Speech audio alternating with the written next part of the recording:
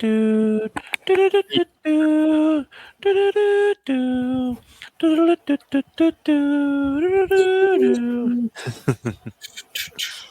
welcome back to another edition of Cave Sports.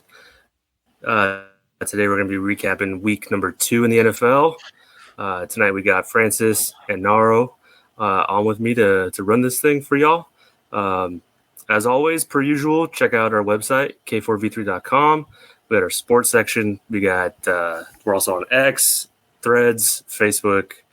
We got the Discord that's on and popping, and it's especially this time of year, the football side is really popping. But we have you for your pleasure. So, fellas, how we doing tonight? Doing amazing. I can't wait to recap week 2 and look forward to week 3. The fact that the weeks are still in single-digit numbers is making me happy still.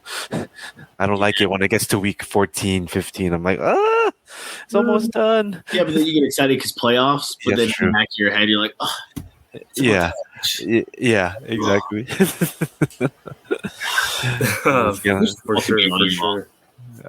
I'm trying to get into the XFL a little bit so I can have football in the off season. I see you. Yeah, the XFL. All right. Yeah, XFL was a nice little Band-Aid in the few years past. So, and then we get to settle in with some basketball, which I know, Francis, you're all about. So, me personally, hockey, and then baseball is right around the corner from that. So, so let's focus in here on week 2. Another rough week for injuries, huh? The biggest one of the week for sure would be Nick Chubb on Monday Night Football. This is just another devastating injury for a running back, and just feeds in more to the offseason narrative that we were coming in with the season of them wanting to get paid, and we've seen a lot of them getting injured so far this season, this week in particular, as we'll progress through this segment. But yeah, Nick Chubb is a huge loss for the Browns, and I know he's one of the more well-liked guys around the league. What are you guys' thoughts on this? Yeah, it's really bad. I mean, how the injury happened, it was it wasn't a dirty play, but man, just the way it happened is unfortunate for a guy like Nick Chubb. He's not one of those running backs who are trying to get paid more by going to the media and all this. He's just a hard worker, knows what he's worth, and that's what the Cleveland Browns have been, treating him as. And they were trying to get him help by having Kareem Hunt, and now this year Jerome Ford to back him up to give him less touches, because they do cherish and want to keep him. But yeah, man, it just sucks. Yeah, it's especially where the injury happened on the same knee that he had issues with in college, and came out, hit the league really hard, really strong. And listen, everyone's going over speedy recoveries for him for sure. They want him to come back, but if it was me personally, just looking at it, bro, I could never come back from that. You know what? I had a good 4 years. I got paid a good amount of money. Let me get into some other aspect when it comes to football, because dude, that's terrifying to me. Yeah. I think he'll be back. I just because I always see that happen with football players who make crazy type of we see wild injuries happen all the time in the league. Mm-hmm. And if he's passionate enough, I think he'll be back in probably a year and a half. I think he'll still be back in a faster time frame than Michael Thomas was back. So I think that'll be present. But God, and shout out to the Steelers fans that were at the stadium. For those of you guys who didn't see it, absolutely, when they didn't show the broadcast on some of the networks, they chose not to show the broadcast of what happened. And at that moment when they said we're not going to show the video, it played in the stadium, and you heard the entire stadium gasp. And while we were on commercial, the Steelers fan base were starting to chant Nick Chubb. They were chanting his name, and they were they were like chanting for him and screaming for him when he was getting carted off the field. So shout out to the Steelers fan base there at the stadium. That was really awesome. That's great. That's good to hear. Yeah, for sure. This is one of those injuries, one of those rare times where, you know, one of those really rare times, actually, that I think about it, where they don't replay the injury over and over again. And even, like, our picture that we had here was, you know, right before the injury occurred, but, like, right when impact was made on that knee. Just absolutely gruesome. Mad respect to Aikman and Buck for wanting to not show that, and then, you know, on ESPN as well, the broadcast for not continuously showing that, because they normally will show an injury over and over again until it's like, don't keep playing anymore. But shout out to the Steelers fans, one of the most hardcore fan bases in the NFL, and they gave him respect because they understand the magnitude of that injury, and props to them, and very, very classy move by the Steelers. Another big injury to a running back, Saquon Barkley, got a little banged up in the wild comeback in their game against the Cardinals in Arizona. I believe they're saying ankle sprain. He's already ruled out for tomorrow's game against the 49ers. Another bell cow, you know, running back, you know, for fantasy purposes, first, like low end first, high end second round pick. As someone who has Barkley and also Nick Chubb in, you know, the various leagues that I'm in, this is pretty tough. You have him on the same team? Not on the same team, though. Oh, okay. That would be crazy. Yeah. No. It was like first, second pick on two different teams, but still, like this whole running back thing, you know, this week was pretty massive. Some pretty key injuries. Yeah, which is kind of unfortunate too with the whole situation. I mean, with everything that was going on with him in the offseason, right? And then you come back and an injury. I don't think he's going to be out for too long. Yeah. It doesn't seem like it's too bad. It's probably maybe 2 weeks max. But that's a devastating hit to the Giants, especially having to go up against the Niners this week. That's not that they were going to, you know, win anyway. No offense, but at least put up a fight, you know? Yeah. Saquon was give them a fighting chance. With a Josh Dobbs quarterback, so it's not like – but man, that's tough. I give 2 weeks, he'll probably be back as long as it's just a high ankle sprain, maybe 2 to 3 weeks, and super max 3 weeks, and we should be seeing him back here soon. Yeah, man. I mean, for Saquon to go out like that, I mean, thankfully it's not too serious, but doesn't help the case for his other fellow running backs, and also with the Nick Chubb case. Like, NFL owners and GMs are going to look at these situations, and it's going to kind of help them on their end to not pay running backs as much. So it's unfortunate, but that's just part of the business. Yeah, well, I saw something, and sorry, I know, Zach, you were about to go. In like 2 seconds. It's crazy because when you think about it, back is one of the toughest positions when it comes to toughness. Now, when I think that the hardest position on the field is a DB, but it kind of sucks because they take a beating. They're always involved in the play, so. It really sucks for their situation with what's going on with contracts and everything. Now there's injuries and doesn't help their cause. No, at all. And that's the worst part about this. You know, we're as a collective group, like, we want to see players getting paid and you know, them making as much money as they can, because they're, you know, our entertainment, you know, as well. So I know the running back argument got really loud in the offseason.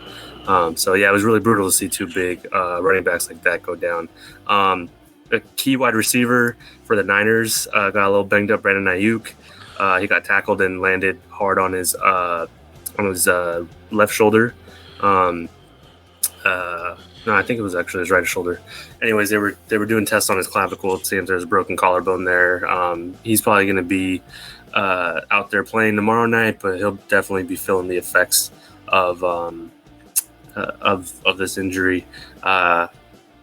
There's been a lot of talk lately about turf injuries. This happened at SoFi. Are you guys buying into that grass SoFi argument? I mean, grass turf argument? Yeah, I got some stuff. Yeah, I mean, to this injury, I don't think there's any relation. But when it comes to like knee and foot injuries, I do think there's a relation. It's not safe. Listen to the players. The players know what they want. They know what they want to play on. I don't get why the league's not listening to them. People at the top never listen. Yeah, it's facts. You see it everywhere. You see it in every organization. They don't. Yeah, I'm gonna go this way because if I go this way, I'm gonna be lost forever. Yeah. Actually, this actually does have to do with turf. And it's because of how, you have to understand that the field, the turf field, is a lot harder than a grass field. I see. And I know it's ground. Yeah, it's ground, but it's a lot harder. Now, could a different position, the way he landed, make a difference? Would it fully make a difference on a grass field? We don't know because obviously it didn't happen on a grass field, right? But as someone who's played soccer, football on both grass and turf, there is a major difference, and turf is really, really uncomfortable to play on. Okay. Makes it hurts. It's uncomfortable on your feet, uncomfortable when you land. It hits a lot harder. It takes more of a strain on your joints. Now, obviously, I'm not a pro, but I think that this does actually have to do with yeah, valid. That's valid. You don't see you don't see the NBA playing on black courts for a reason, black tops for a reason.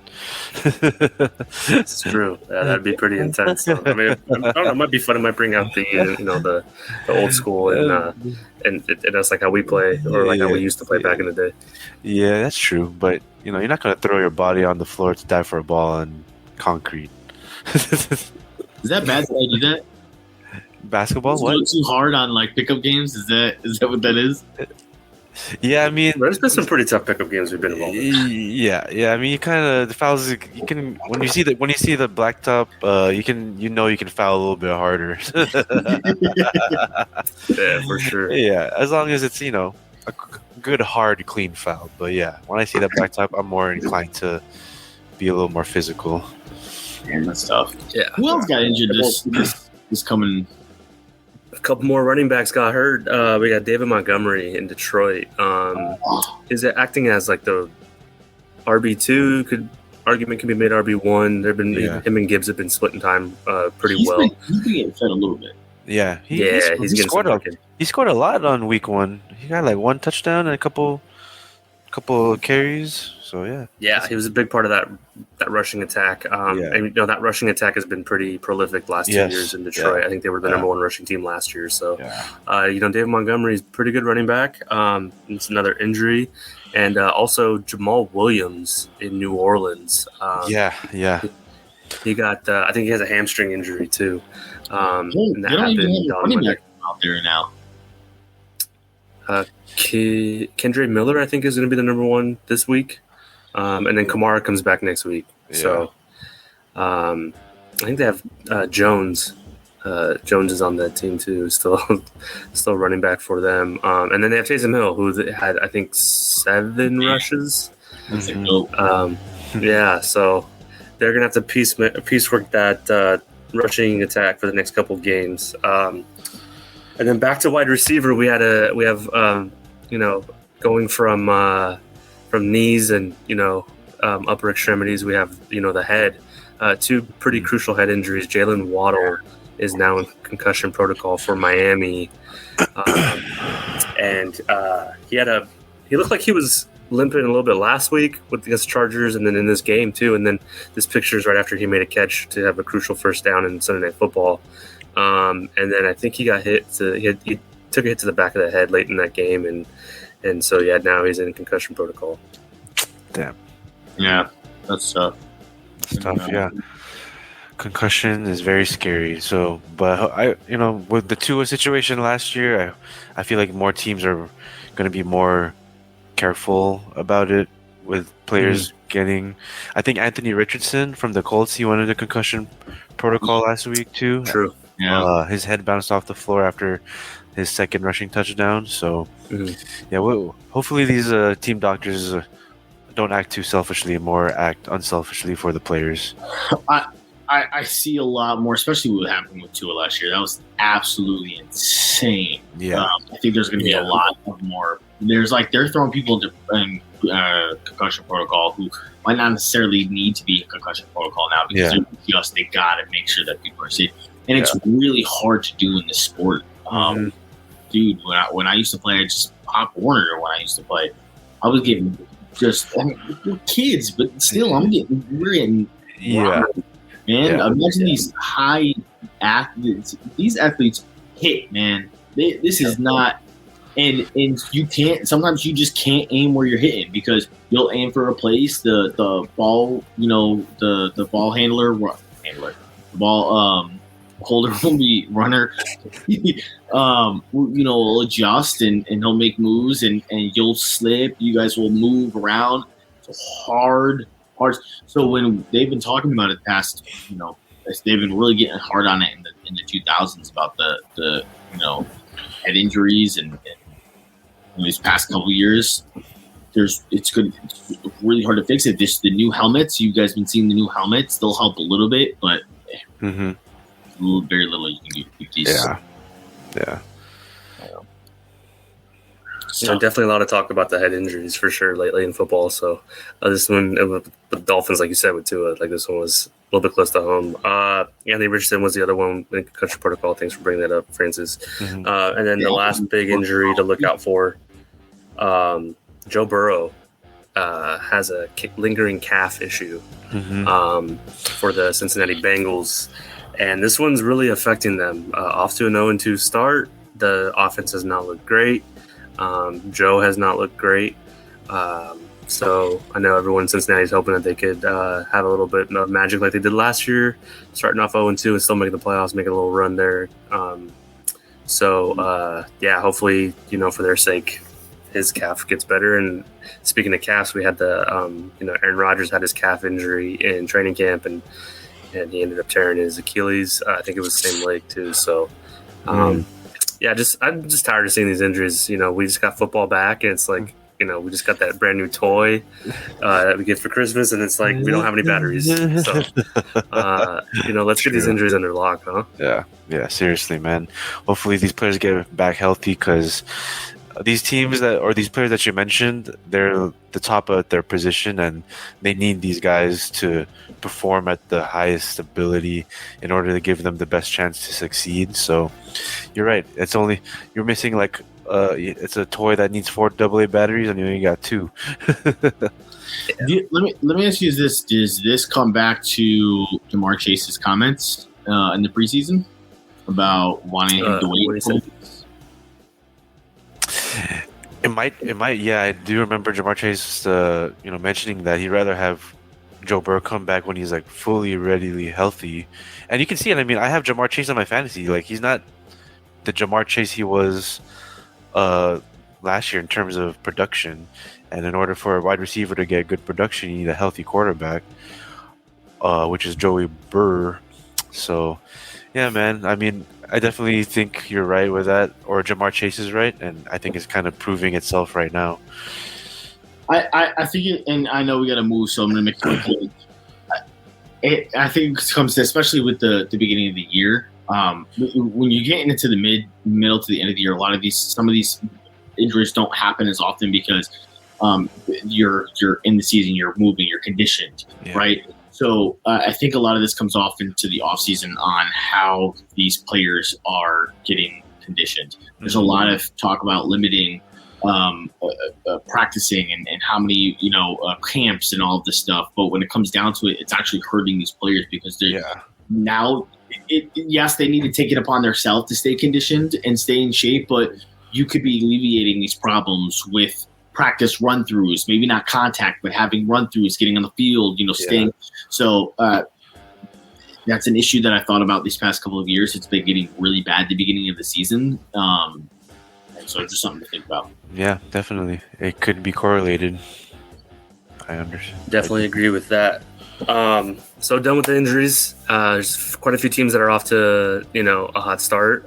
These are a list of our undefeated teams so far after 2 weeks. Just want to throw it out there, off the top of your head. Which one screams fluke to you? To me, fluke, Falcons. 3. To me, Falcons and Commanders. Mm-hmm. Those are my 2. I mean, you guys could take it, but those are my 2. You guys go ahead, Nor. Oh, I got 3, maybe 4th. We'll see how the Saints are. They're not the greatest team on this list, but the Saints aren't terrible. They got a lot of things they got to get worked out. The Bucks. I like Baker. I think he's funny. I think that he does work really hard, but he's not the most fantastic quarterback in the world. I think it's a little fluky. I think that the Commanders are 100% a fluke. Don't get me started with the Commanders. The Falcons. I think that the Falcons are in the same position that the Saints are. It's definitely. I mean, they're the Falcons. So I don't think that it's necessarily fluky because I've seen the games. Bijan Robinson is having a fantastic career already. He's looking beautiful. You got the 40-year-old, 20-year-old quarterback in Desmond Ridder. God, the man looks like he's 44. So bad for him. He's not doing awful. I think my issue with the Falcons is it's their organization that screws them over all the time, especially living out here now. I hear it from their fans on a consistent basis. I've been paying attention to them. They are now my home team. I think that the Falcons are going to shoot themselves in the foot, but I don't think that as a squad they're terrible. But that big center one, that the Washington, whatever they're going to be called next year. Powell is not that whole. It's tough to watch. Being a Commanders fan, hey man, good on you for being a Commanders fan for this long. They've been through a lot as a fan base, so shout out to the hot starts. I think it's fascinating that there's 6 teams on here, and 3 of them play in one division, 3 of them play in the other. Like, that's pretty crazy. You got 3 NFC East teams and 3 NFC South teams. Mm-hmm. Probably the 2 divisions that we didn't, put a lot of stock into in our preview, Francis. That's right. We thought it was going to be pretty one-sided with. I mean, the 2 teams that we picked to win those divisions are still here. Mm-hmm. Actually, not mine. I picked Giants, but either way, you did pick the Giants. I did pick the Giants. It's crazy. They should be 0-2 right now. But on the flip side, which team do you think is the most impressive on this list? I'm gonna go. I like the Dolphins. I mean, it's easy to say Niners or Eagles, but we kind of expected them to be 2-0 at this point. The Dolphins have. I didn't think they would beat the Chargers. Honestly, I had Chargers money line week 1. I didn't think they would be. I thought they would be 1-1. I knew they would beat the Patriots week 2. But the way they played against the Chargers in SoFi, they look really good, and Tyreek and Tua just look like on point. So I think they're a team to watch. I think we mentioned that too in the preview, Zach. But I think it just confirmed everything what we said before the season started. I got Miami on there as well. I think Miami, as long as they can stay healthy, I think Miami has a real shot to win the AFC. That offense is extremely comfortable. They got Mostert going last game, which is awesome. Now you got all sides of the weapons of the ball are pulling together. Their defense is a pretty solid defense. So as long as the Dolphins stay healthy, I got the Dolphins going to the Super Bowl this year just off of it. I think that the Bills are starting to kind of slow down a little bit. I got KC, starting to slow down a little bit. The Bengals are obviously having issues. So I definitely am favoriting the Dolphins here. I'm also looking at San Francisco. San Francisco, again, another. If they can stay healthy, San Francisco's got a shot because, and no offense to you, Francis, but I don't see the Eagles. They're not as of the Eagles of last year. They're still a good team. Mm-hmm. Don't get me wrong, but they're also not looking as good as they did last year. Now it's week 2, so true. Yeah, but I see San Francisco. The Cowboys are going to screw themselves. We don't have to talk about it. Thank you. We don't need to talk about the Cowboys. But yeah, San Francisco moving. No offense taken. Yeah, the Eagles, they are experiencing a bunch of injuries on their defense, which is why Kirk Cousins threw for like 340 yards or something of that nature. Like they're starting. Avonte Maddox is out. Nakobe Dean's out. So the defense, Eagles defense, as of last year, where they were fully balanced all around, it has come down to just their front 5, and hopefully that can help us maintain some sort of the NFC East number 1 seeding until we get all those players back. But yeah, we'll see. They definitely don't look the same as last year. They look not as high octane as they were to start the season last year. So we'll see. But yeah, you're right. Week 2, we don't know what the fuck is going to happen. The Niners, Eagles, and Dolphins can lose 3 weeks in a row, and then we'll be here week 6. Whoa! I wasn't here for predictions. I wasn't here for predictions. I had a issue. So here's my prediction. Okay. I got the Dolphins, and I got San Francisco in the Super Bowl. Okay. Respect. Yeah, that's a good one. And I got the Ravens winning. I don't hate it. Ravens winning NFC North. All right. I think I had that as well.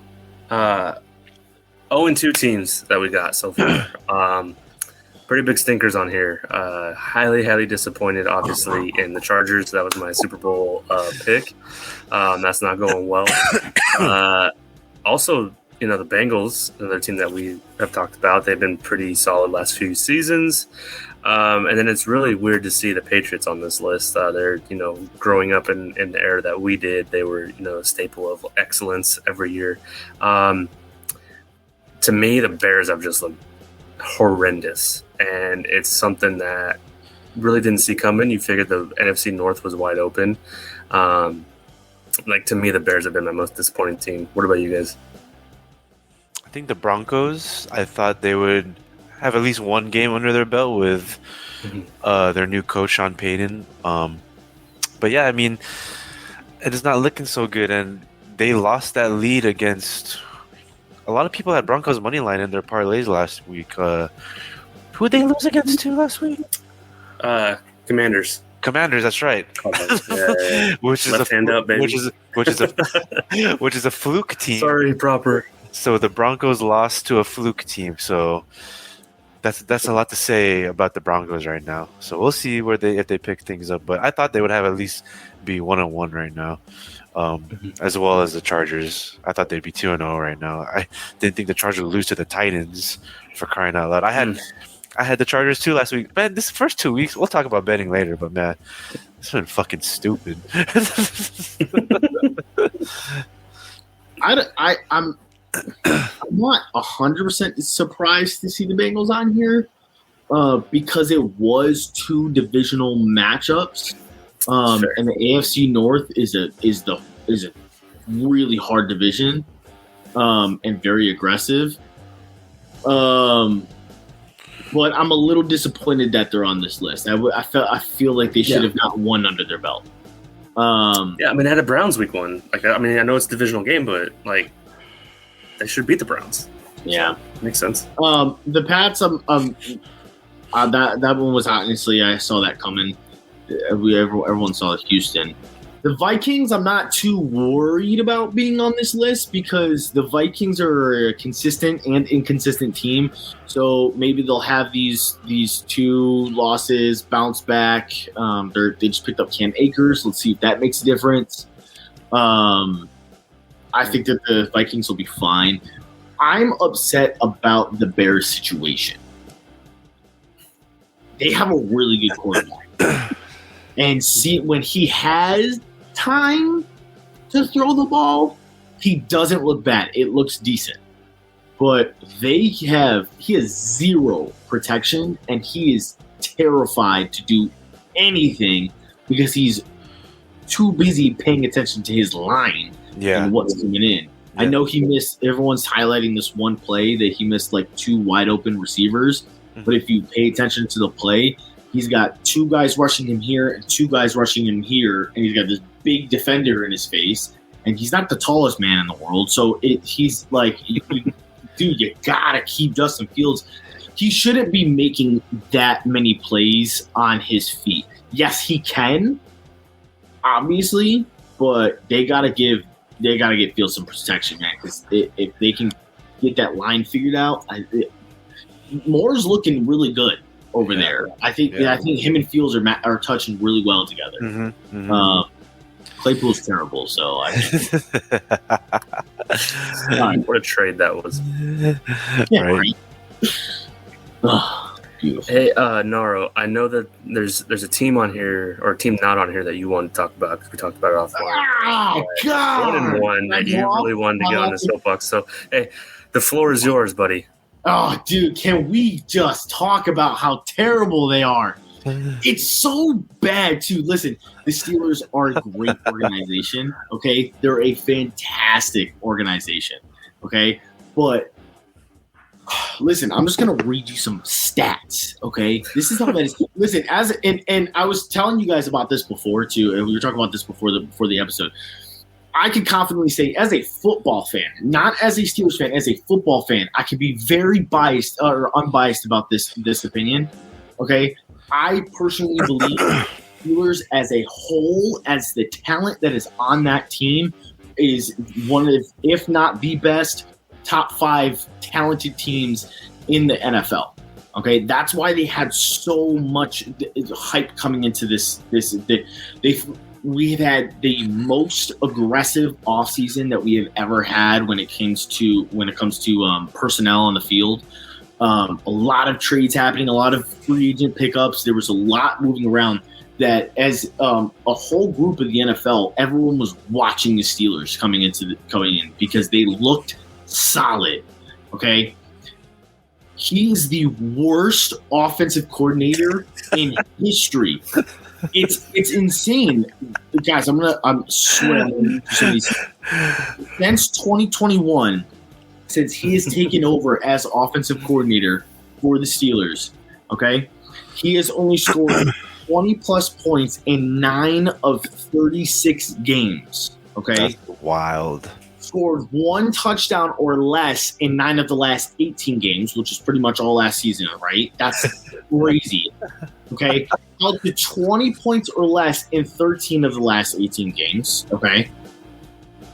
Now this is the most wild one to me, because when you think about the teams that are in the NFL currently and how these offenses are doing, listen to this stat, guys. Absolutely crazy. Since 2021, since he's taken over as offensive coordinator, the Steelers have not had one offensive 400-yard plus game. Damn. Every team in the NFL has had 3 or more. Every team. Guys, we're talking about the Panthers, okay? We're talking Texans. about the Browns. We're talking about the Texans. We're talking about Indy, who hasn't had a good quarterback since Andrew Luck left. Hey. We're talking about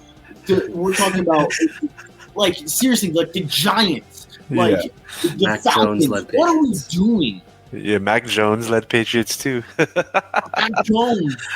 That's the most insane stat I've ever. That is wild. Yeah, Guys, we can talk about all day about Mike Tomlin and his consistency as being a never season, but if we're not going, we made it to 1 playoff game with Matt Canada, and we lost to the Browns. It happens. Yeah. That's the only reason that we have ever won a game in the past 3 years is because the Steelers honestly have the best defense in the NFL. Okay? They have one of the best for sure. When you look at it, their first half, their first quarter stats as a defense is absolutely insane. But what happens is the offense can't stay on the field for more than a 3 and out, maybe 1 first down. and the defense has to come back on the field again. So they're getting burnt. They're getting tired. They're dying out there. The offense needs help. The fans were at the same stadium and same game that they were chanting for Nick Chubb. They sang Fire Matt Canada, right? They were chanting to Fire Matt Canada. Yeah. I've never seen that in any NFL game. Listen, Philly is a very aggressive fan base when it comes to their games. Mm-hmm. That's what I haven't seen Philly do something like that. They've been booed, for sure. Philly boos. But that's... Hey, that's how fed up Steelers Nation is. It's mind-boggling that the heads up in this organization are just not paying attention. I really feel that Matt Canada's got something on somebody. They've got to. Damn, dog. I think you need a beer after talking about this team, bro. All right, I gotta get that all out, buddy. I'm happy. I'm happy you shared that with us, man. It feels like, see, you have a smile on your face now. Earlier, you were just like... Dude, yeah, you were going through it, man, for sure. I feel you, man. Yeah, those Fire Matt Canada chants were nuts. Because the same game, like you said, chanting for Chubb, and it's a injured opposing player, same stadium they lost to the Browns, and showing them love, showing hate to their own offensive coordinator. Some of those stats are pretty wild, and it's very un-Steeler-like from what we're used to, what we grew up with. So transitioning from the real football on the field to our K Fantasy League.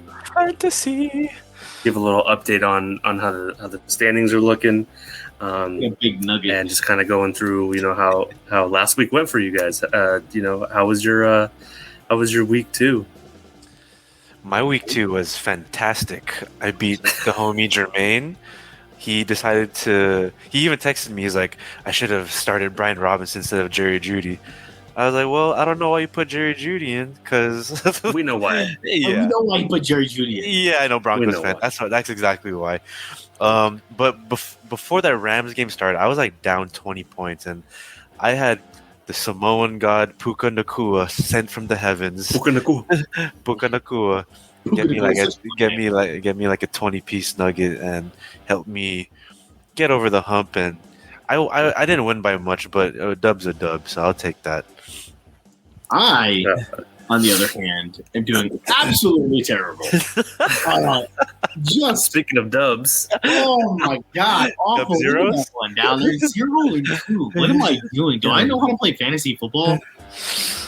Oh man, I think you have Matt Canada running your team. It sounds yes, like. I do have Matt Canada running my team. Actually, what happened last week where I screwed up? I didn't pay attention to Cam Akers, to the Cam Akers situation. I was more worried about everything else, and then I completely saw that they scratched him, and I did not move him. Crazy. And it sucks too because I had someone on my bench that would have saved me my win because the Steelers got me up there with their dude. But oh my god, I got Steelers offensive players, guys. I got Steelers offensive players. Yeah, I saw you got Najee. He had 0.7 points. Najee Harris had 4 points. Oh. Yeah, there's a lot of talk about this Browns defense being like really good too. So I mean, I'm not terribly surprised, but at the same time, it's like it's Naj, right? Yeah, Naj should be putting up more than 4 points. Yeah, he should get at least 10. Like a solid 10 would be all right. I have Naj in another league, so I feel your pain with that one. The only offense you can go to is an Alabama football player and not have a good career. Yeah. Yeah. How are you doing, Zach? I lost Nick Chubb this week, so my name on here was full Chubb, and now it's been changed to half Chubb. Half Chubb, all right. So going with that. I lost week 1 by less than 4 points, so 4 points week 1, I would be up there 2-0 as well. But hey, I'm just going with the flow, rolling with the punches. It's a long season. I am not panicking. You got to hit the waiver wire. You'll be all right. Waivers where you win your leagues. So because I'm first on the waiver wire. Congrats on Jerome Ford. Yeah, dude, God, hope that goes well. And then they go ahead and sign Kareem Hunt. Yeah. I think I read up on that. Actually, when I saw that happen, I read up on it, and they're gonna basically Kareem's gonna be as a. He's the backup still. He's the backup still. His normal role that he was in. Yeah, his normal role. So I'm happy. Yeah. So I'm facing the champ, CD's Nuts, this week, hoping to make him 0-3. Yes, please do. Looks like you're facing Francis. You're facing my brother Nick. Yeah. Battle of 2-0 teams. So someone's gonna stay 3-0, and someone else is gonna be 2-1. And then Naro, you're facing Slime Bucket, another undefeated team. Ooh. So rooting for you, buddy. Hey, Slime Hopefully Bucket, you get that first dub. Slime Bucket got Tyreek and Tua. Is that the auto pick? That's the guy that auto drafted and. Oh yeah, I heard about that. Yeah. Oh man. I mean, if you look at his bench, he has like 3 tight ends and like 2 quarterbacks. So his starters are nice, but then he has no depth. Tyreek's also questionable this week too. Oh really? Okay. Yeah. All right. We'll see. I don't think it's gonna be bad, but I'm hoping. I'm hoping he misses a week. They put anybody on the injury report on Wednesday these days. Like if dude. Yeah. It's a non-practice day for veterans. Yeah. Gotta preserve those legs, man. Exactly. They keep getting taken out from under us. So, previewing week 3. Let's move on. Early slate games. We've got some good ones here. I think Titans Browns will probably be a pretty good game. Falcons Lions should be pretty good as well. Saints going on the road to Lambeau, getting out of the dome. That could spell some good fortune for the Packers. We'll see what happens. And then Texans Jaguars is the divisional game, and those usually are pretty fun. That's Colts the whole. Ravens. That's all. That's the whole. This is all the 10 a.m. slate right here. The early slate. This is first half of 10 a.m. slate. Okay. Yeah, I definitely want to watch the Titans Browns matchup. That's from this page alone. That's my favorite matchup to watch. Yeah, I think I'm rolling with that one too. I think the Falcons are going to grab their first loss from the Lions this week. Yeah. Ooh. Yeah. Facts. Second half of the 10 a.m. games. Couple good matchups here going forward. Panthers Seahawks is on the next one. We also got those might be 1:00 games. Yeah, 1:00 games. Panthers Seahawks, Cowboys Cardinals, Bears Chiefs, and Steelers Raiders. Steelers Raiders Sunday Night Football. That's probably going to be a good game if I had to guess. Yeah, that's in Vegas. That's in Vegas. I think that's going to be nice. Raiders Steelers is always a good game. That's actually that's a non-divisional rival we've had since the 70s. Yeah. Two blue blood programs, as they would say in college, for football. That's going to be a fun one. Yeah. Circling back to the 10 a.m. games, I got the pictures out of order. My fault on this one. Keep going to the next one. There we go. Broncos Dolphins. I think Dolphins probably going to take that one. Broncos about to go 0-3, my G. 0-3. How y'all feeling? Oh, we can't because he's not here. Yeah. Oh yeah, that's right. So all the slander we want to get out, we can just get it out right now. That's the best. The best. No repercussions. Someone's gonna have a winning record. You can find me in the Discord, Jermaine and Aaron. Shit. Yeah, for sure. Patriots Jets. Who knows what we're gonna see from that? It's probably gonna be pretty ugly. That's ugly. Bill Belichick is known for taking the number one weapon out of an offense. I wonder who's he could target. Brees, Garrett Wilson. That's gonna be interesting. Mm-hmm. Yeah, I'm not looking forward to that one. That's gonna be an ugly game. Chargers Vikings. Someone's got to win, right? Yeah. Man, 2 slow starts for 2 teams that had high hopes going into the season. Bills Commanders. I think Commanders get the first loss. For sure. I agree. So, but it's a whole new regime with the Commanders. They have that good juju from Magic, like the Dodgers got shortly after his ownership group came in and took over for Frank McCourt. So, pretty solid start for them. Yeah, I just don't think that they have a good quarterback. That's my issue. He did have a pretty sweet throw to Scary Terry though. In that was I did see one. It was pretty nice. I mean, that's credit to Terry for catching that one. Like, oh, he's down there somewhere. Let me go throw it to him and just make connection. But I agree with you. It's not the most inspiring quarterback situation in Washington right now. Monday Night Football. I'm pretty excited for Eagles Bucks, to be honest. That's going to be a fun matchup, I think. We'll see what the Bucks are really made of. Then Rams Bengals. Does the slow start continue in Cincinnati? I know that if they drop that game at home on primetime to the Rams, Oh boy, That's a repeat of Super Bowl from 2 years ago, right? Yep. It is. Rams Bengals. Okay, cool. It is. I got. We'll get into the quick hitters later. Yeah. So just wanted to kind of run down some of these games and just highlight some things. Definitely excited for Eagles Bucks too. Both of those Eagles Bucks. Yeah, going into the season, I was not looking forward to this matchup. I thought the Bucks would be 0-2, but hey, here we are. Yeah, there we go. We don't know shit. Chris Godwin, catch a ball. Yeah. All right. This past week, we had a pretty interesting scenario at SoFi Stadium. We had a famous backdoor cover that I was keeping my eye on, obviously, as a Niner fan. Knowing the spread, the Niners were favored by 7.5. And as you can see from this picture here, 2 seconds left on the clock. And instead of opting for a touchdown, the Rams decided to kick a field goal, which they would make. And it would then put the final score at 30-23, which means that the Rams covered by half point. That's why you always buy the hook. Putting this on for Francis to talk about and kind of give us your thoughts on this kind of thing, because this was pretty amazing to think about. This is why I preach to always buy points. If you're not willing to buy 1 or 1.5, at least buy the hook at 0.5, because this bullshit will happen to you. Unless it'll happen to you in a good way or a bad way. I've been on both sides before. That's why I always buy the hook. I try to buy at least a point just to cover my ass. So, yeah, I mean, like, what's the thought process here? Like, you're trying to win.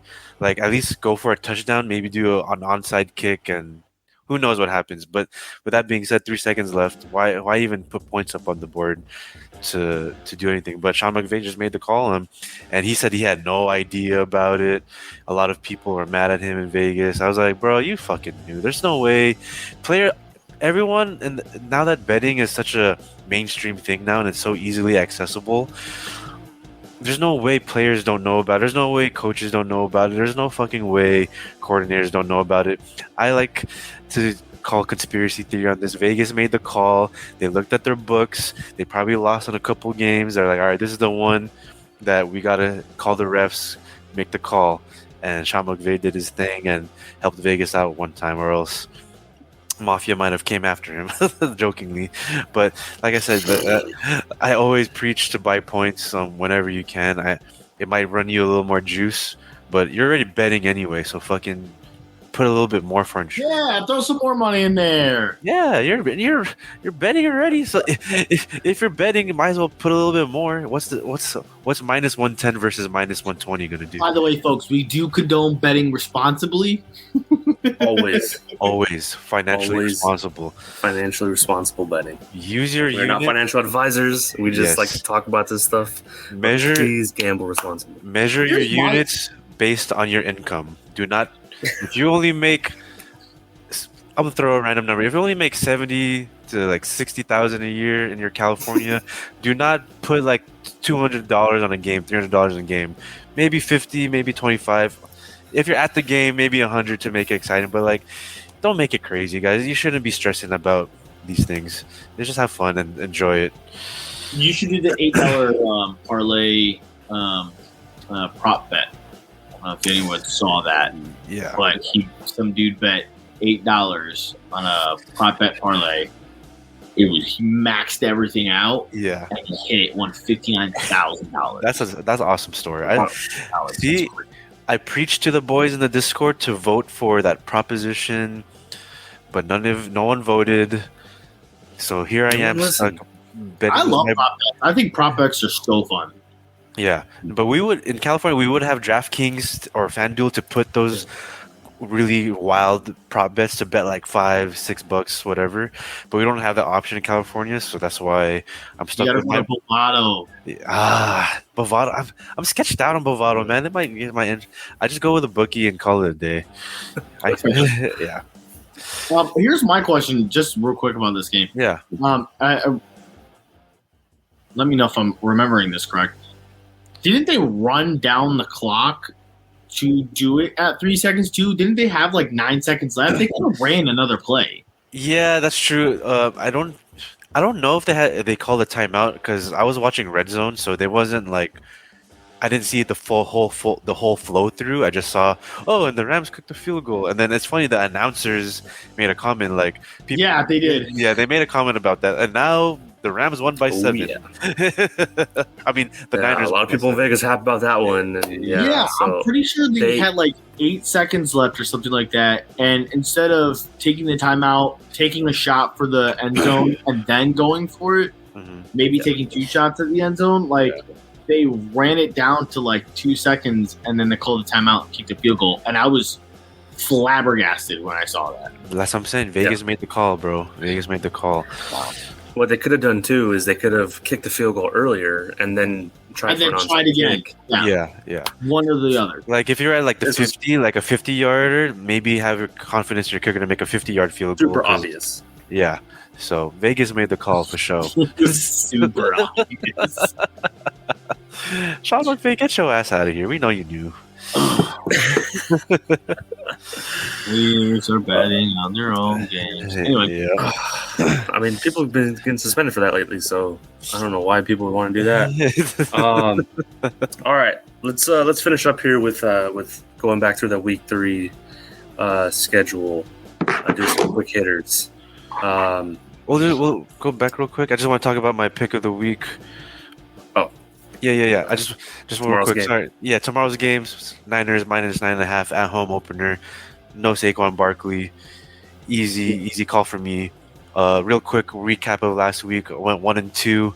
Eagles covered. Stupid fucking Chargers didn't win, and then my risky bet with the Jets +10 didn't hit. So 1-2 to start the season. 1-2 to start the season. We'll go past that. It's all good. So yeah, Niners -9.5. I hope y'all ride with me. See you tomorrow night in the Discord. But yeah, we'll go on to week 3 in the quick hitters right now. So real quick, guys, just for everybody, we can go into the quick hitters. We're starting something new on the podcast. We're gonna start recording these now. Yes, we're gonna go through all of these quick hitters that we're doing at the end of the podcast here, and we're gonna review them next week to see how we did. Yes, sir. We'll start that with this session next week. There you go. I'll go, Naro, taking notes. He's a scribe. Let's go. All right, so back to the week 3 slate here. Niners, Giants. I got Niners. You already know Niners, baby. Niners, I don't know if anybody would go with the Giants. Titans, Browns. Give me the Titans. I was thinking Titans too. I like the Titans this one. Listen, I hate the Browns. I don't hate their team, but without a solid run game, I'm going with the Titans. But the Titans' run game is also having a little issues. But I guess we'll run Titans. Saints at Packers. I'm gonna go Packers. I'm gonna go Packers in this one too. Lambeau is a tough place to play in, so yeah, Packers. Damn, that one's tough. It is tough, though. Yeah, it is tough. I like the Saints. Carr's not a dome quarterback. He's used to the grass. Yeah. So it's like... Yeah. It's like Drew Brees was never used to it. It also sucks, too, because I see Jordan Love doing pretty well, man. He's not... He's no Aaron Rodgers. He's no Brett Favre, but he's not... God, I guess I'm going with the Packers. There you go. All right, Broncos, Dolphins. Dolphins. Yep. I want to see Broncos 0-3. Finkel is Einhorn. Let's go to the flake. Pats, Jets. I'll go Pats. I'm going to go Jets. I'm going Jets, too, on this one. I think the Jets defense is good enough. So, yeah, that's me. Panthers at Seahawks. Give me the Hawks. Hawks. Yeah, I'm rolling Hawks there. Bears, Chiefs. I'm going Chiefs. That's easy call, Chiefs. Guys, I don't rate that fast. We're going... These are quick hitters, and I'm supposed to be. I know. All right, go ahead. I'll make abbreviations. Yeah. All right. So yeah, Bears, Chiefs. I got Chiefs. Francie said Chiefs. I said Chiefs. Yep. Okay. Where you going, Naro? Chiefs. So obviously, right? You're not stupid. I thought you were about to go on a rant about the Chiefs earlier, by the way. So. We'll get into the Chiefs. I want to see how they play this week. We'll get into the Chiefs. Okay. All right, so we'll have your rant next week. Will be on the Chiefs. My rant will be ready for it next week. All right. We'll have a segment. We'll call it Naro's Rant of the Week. Yes, sir. Yeah, there we go. Colts at Ravens. Give me Baltimore. Wait, did we skip Eagles Bucks? That's Monday Night Football. Oh, sorry. I'm sorry. Yeah. I want to go Ravens. Yeah. Falcons at Lions. I'll take the Lions. I'm gonna take the Lions as well. I'm taking the Lions too. Rise down. Yeah, we're pretty even on all these except for a couple. Texans, Jaguars. Give them the Jags. I like the Jags in this one. I feel like they're kind of easy this week. I think there's only a couple that could. But again, it's any given Sunday. Hey, and with this, if we're keeping track, I want to be right. So yeah. Chargers, Vikings. Give me the Chargers. Shit, I'm gonna go Vikings because bitch ass Chargers lost me money last week. Guys, the Chargers are one of the top scoring teams in the NFL. Mm-hmm. They gotta get their defense figured out. But I am going with the Chargers. I am going with the Chargers. I'm going with the Chargers. Dude, some of the stats that came out with this past week about the Chargers and like the craziness that they're going through with like, Herbert threw for 300 yards, 2 touchdowns, no interceptions, and held Derrick Henry down to 100 yards. Still lost. Like, crazy. That's crazy. Wow, that's so wild. Yeah, so they're going to get it right. It starts this week in Minnesota. Yeah. Next week they got Vegas. And then they're going to shock the world and beat the undefeated Cowboys in 3 weeks. I love it. All right. Let's go. Buffalo at Washington. Buffalo. I'm going to ride with the Commanders. Okay. Are you doing that just for the podcast? No, I'm doing that because I believe in the new regime there. New ownership. I think it's really going to... I've seen it with the Dodgers, like, up close. Like, Magic knows what he's doing when it comes to this kind of stuff. He might not know how to make decisions for a basketball team. However, I think they're going to ride the wave in the Bills. Something's up with the Bills. So, give me Washington. Yeah, the AFC teams from last year are not looking like the AFC teams of last year, dude. This is facts. Except for the Dolphins. Yeah, but the Dolphins looked good and then did bad and then finished out okay. Yeah, true. Yeah, because they're healthy now, like they were at the beginning of last season. So, yeah, you're right. Cowboys and Cardinals. Cowboys going to stay hot. God, what an easy start to their schedule. Hey, whoa. We didn't go through our Buffalo picks. Francis, you got... I picked Buffalo. I got Buffalo. Okay, I did too, but... I figured you picked Buffalo too, guys. I feel like I'm going to be riding with the Commanders. Steelers. You said boys are easy? Yeah. I'm taking the boys. Yeah, they had an easy start to the season. Yeah, I got the boys too. This for everybody. This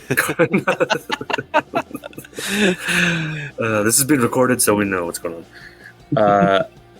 Steelers at the Raiders. I am gonna pick the Raiders. Ugh. I'm gonna run with my boy Naro and say Steelers. Your boy Naro doesn't even know if the Steelers are gonna win. God, Matt Canada's just living in my head right now. Dude, I didn't talk about the failure. I was terrified every time that we got the ball. I was so happy when we were on defense. Dude, I felt the emotion. It's crazy. You're over here rooting for the defense like you would for an offense, huh? Dude, it was.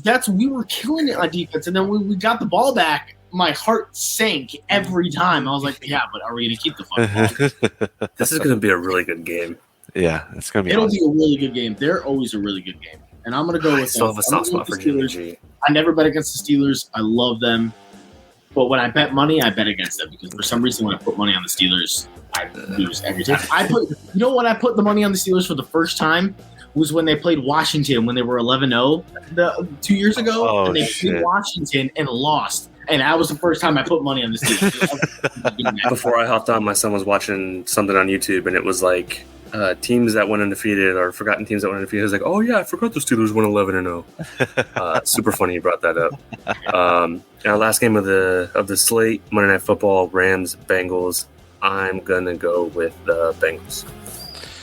I'm going to pull the trigger with the Rams on this one. I don't think Joey B is on point yet. I think they're still good, but it's going to take them a few weeks to get back into Super Bowl shape.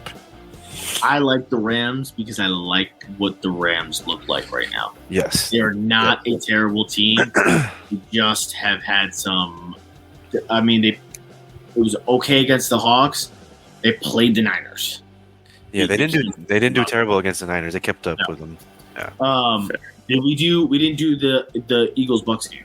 Yes. Oh, sorry. Eagles Bucks last game of the slate. My apologies. Eagles for me. You already know what time it is. Yeah, Eagles. Yeah, I feel like it's kind of easy, but just the way that they've been playing. Yeah, I mean they might win by like 2, not like 6, where the line is at right now. Yeah, but the Bucks quarterback is still Baker Mayfield. So how do we feel about that? You know what I mean? Mm-hmm. Like, and the Bucks even with Brady last year, the Bucks were like. I just think the Eagles' offensive line is still top tier, and they're going to protect Jalen. So he's going to have time to work his magic still, or DeAndre Swift will run the ball like crazy. What's the spread in this game? What? What's the spread? It was -5 last time I checked. Eagles. Really? I feel like Bucks are going to cover, dude. I'm gonna let that roll. Did you guys hear what the official name of the quarterback sneak is called?